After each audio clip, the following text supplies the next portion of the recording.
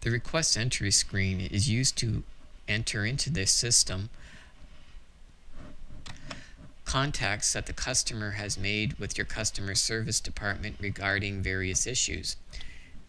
If we look at the right side of the screen, we'll see that some of these issues may be complaints, a return of goods, a compliment, or other issues. If we click on this field when we're going to be entering a request, we can just narrow down what the nature of the request may be. This is just for informational purposes and doesn't affect the processing of the request in any way. In our example today, we'll enter in a request against a particular order that was already invoiced to the customer. And at this point, we can do a list of values. From this list of values, we can then select a particular invoice that we'd like to populate. And we can see from this particular invoice it was for order 1030, and no purchase order number was actually associated with this invoice number. And the calling customer was NCR 001. So if we just click tab through these fields, at this point we can see that the returning warehouse is the DC warehouse. This is the default warehouse from the customer master.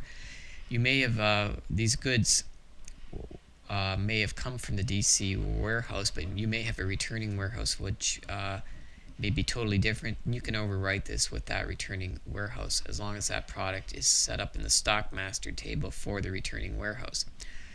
At this point, we can do a list of values in our product field, and what we'll retrieve from this list of values are the products that existed on this particular order that was invoiced on invoice 1008, and then we can just select from our list of values the product that the customer is returning goods on. So we hit enter at this point. The description is displayed. Order unit of measure, order stock factor, just informational fields that come from the sales analysis table concerning this particular order invoice. The quantity that were actually invoiced on invoice 1008 is populated here. Now, if, for example, the customer only returned one quantity of one, we can populate that, and then the price field is there just for display purposes and cannot be changed. Next thing we would do is come down to the request field, and if we do a list of values at this point, we can see the various request codes, and in our case here it was a shipping error, so we can select from the list of values. These list of values are populated from the request code maintenance screen, where you would set up your own request codes that would focus in on the type of requests that your company would most likely use. So we'll select the shipping error. Next thing we can do is enter in a comment if we wish, so we could enter something shipping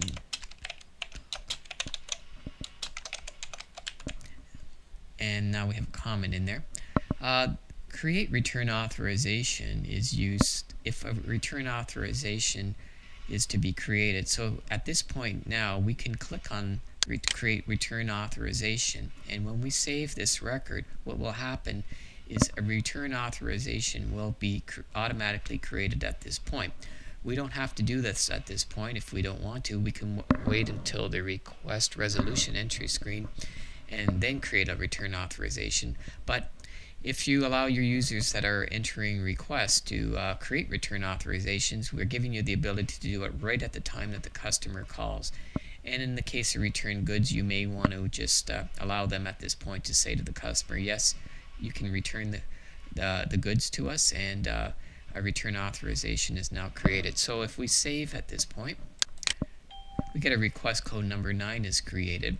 The resolution status is just a display field for requests that have already gone through the request resolution entry screen, CS4300, and if you were querying on a request code in here, you could see the resolution status at that point.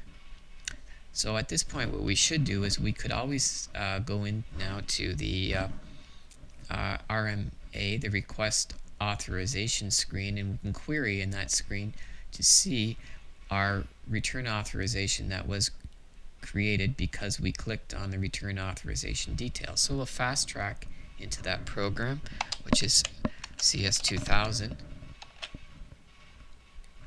We'll query on NCR 001.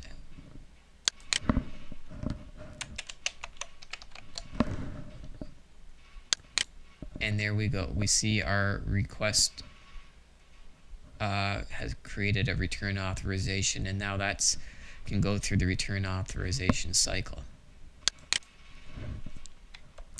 I would like to make note that the customer purchase order number, the order number, and the invoice number do not have to be entered in on this screen, so you could actually come down and enter the calling customer in and enter the various products that belong to the return warehouse that you may want to enter on the return authorization. So those are not mandatory fields.